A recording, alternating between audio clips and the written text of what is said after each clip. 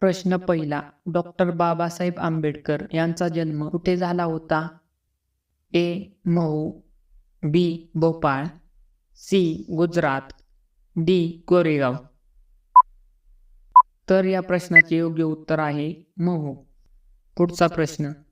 कोणता पक्षी माणसासारखा बोलू शकतो? ए. मोर, बी. हंस, सी. पोपट, डी. कबूतर. तर याचे योग्य उत्तर आहे मित्रांनो कबूतर. प्रश्न तिसरा. छोटे भारत कोणत्या देशाला म्हटले जाते?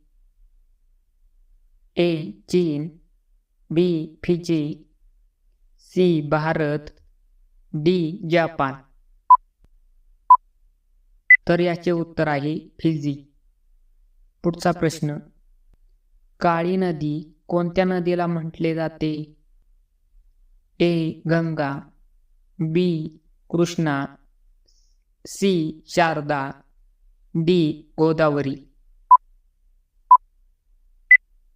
तर या प्रश्नाचे योग्य उत्तर आहे शारदा.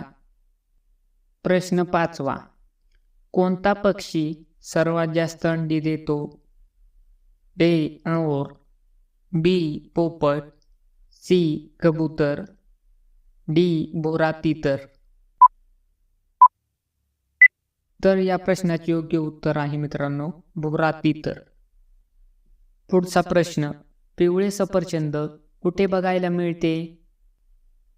ए. रूस, B. France, C. Bharat, D. New Zealand.